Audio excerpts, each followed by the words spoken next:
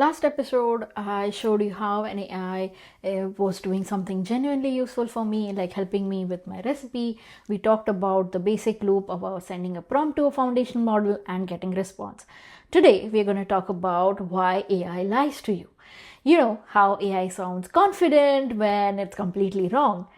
It's called hallucinations, and it's the thing that I'll either will make you trust AI or burn you badly. Okay, I'm going to show you hallucination in two different ways. Two models, two questions. Watch what each model does and watch for the thing that they have in common. So let's ask what happened at the recent Lyris meteor shower. Can I just copy this one next prompt? And I'm asking this to Noah Micro, and you can see that it's saying that the meteor shower typically happens in April and peaks around 2023. So you can see that in 2000, it's talking about 2023. We are in 2026. So remember the loop from last episode: input text to a foundational model and output text. The model predicts what a useful answer will look like based on everything it has learned during training. And during training is the key phrase. The training ends on a specific date. It's called the training cutoff. After that, the model is frozen. So in this case, you can see that 2023 was apparently a cutoff date for this particular model. Now, anything that happened after that, it genuinely does not know. So this is also an example of hallucination.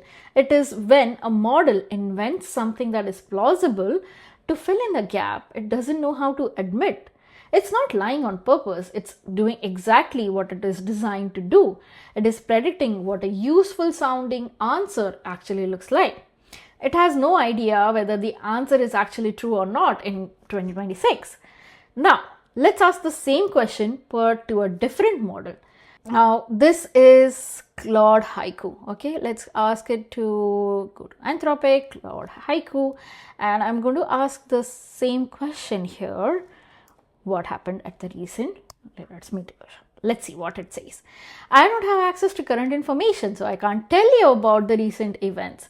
My knowledge was last updated in April 2024. So it can share something that happened mid to late April each year. It can give me some of the information from that, but its cutoff date was April 2024. Let's give it a link, okay? And I will say, here's the article. Now, here's the article. Now tell me what happened. And let's see the response. Now it's saying, I appreciate you sharing the link, but I'm not able to access external URLs or browse the internet. I can't read the content of that article. But based on that, what it says about 2026, I'd be happy to discuss. Just share the key details and codes and I can help explore that information for me. Interesting. Now, you know what I'm going to do? Like last time, I'm going to have a PDF of that article. Here's and some data from that article. I'm just going to pass it to it with a PDF. Okay. And here's the info. Great, thank you for sharing that. Now I can see the article. Here's what happened. It peaked on this date. There was a source. There was just awesome. And then it also gave me a little bit more historical context based on that. It was stunning. Great. So you can see that when the model has the source in front of it, it actually behaves well. It's just summarizing now. It's not really inventing an information or not even denying an information. This giving the model real source material in the prompt itself is the foundation of something called RAG, R-A-G.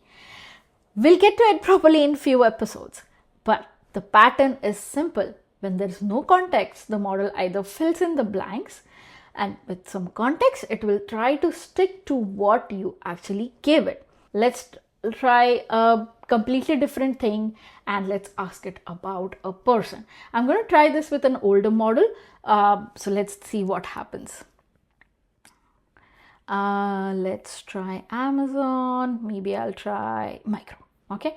I'm going to ask it to tell me about tell me about Rohini Gaonkar.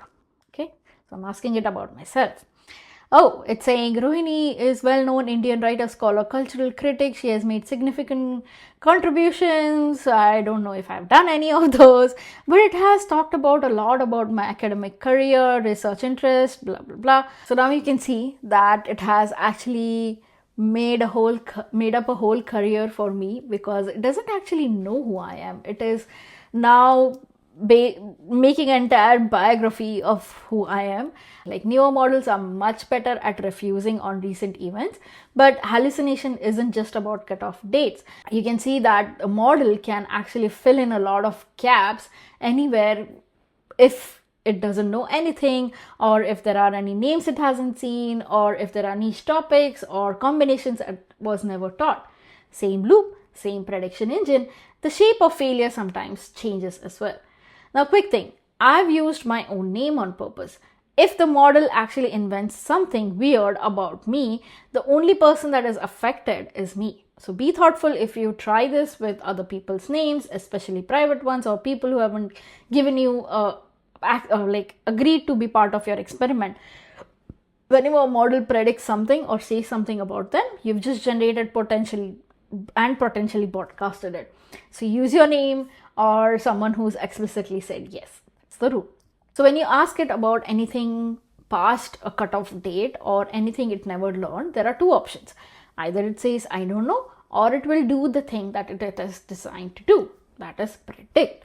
Now, that's not why they were rewarded for in training. They were rewarded for producing fluent, useful sounding answers. So that's what they produce, even when that answer is made up. Now, quick side, I know some of you are thinking, but ChatGPT can actually search the web. I've seen it. I use it every day. Yes, chat tools can do it, not the model itself doing the searching. It is a tool that is plugged into a model.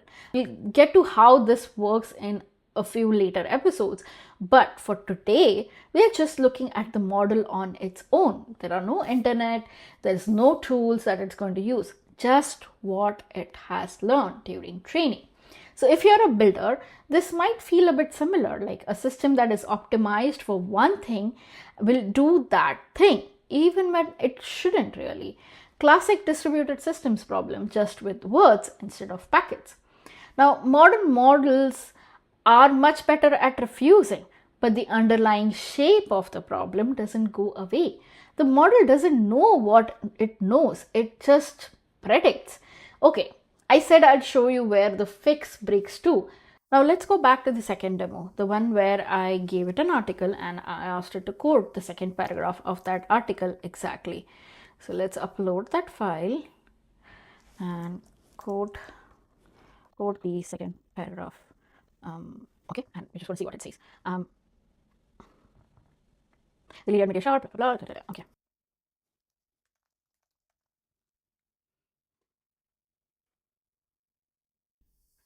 Notice how I asked it a question, it gave a response. I asked it the question again, and it was a completely different response.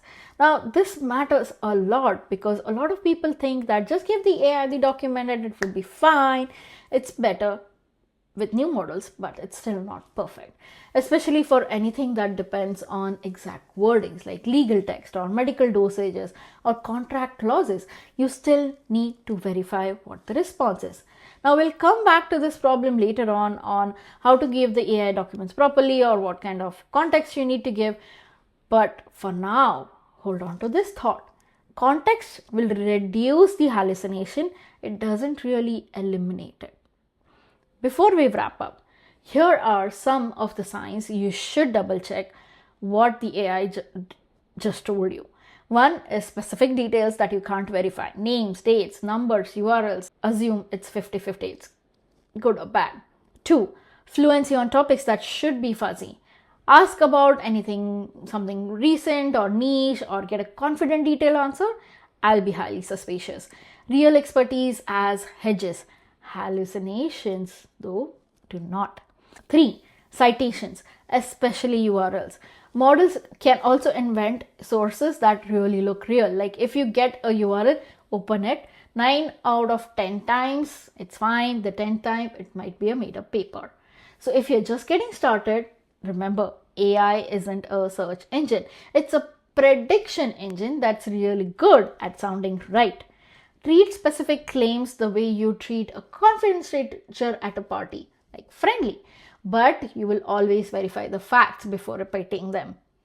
If you're more on the builder side, remember, hallucinations are not really a bug that you're going to patch.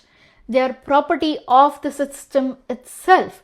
You mitigate them with grounding, with instructions like tell the model to refuse when you're unsure, and later with evaluation. Designing around them is the job. Why are there so many of these things? Haiku, sonnet, opus, mini, large, pro, light. And honestly, which one should you be actually using? That's for next episode. So ride along.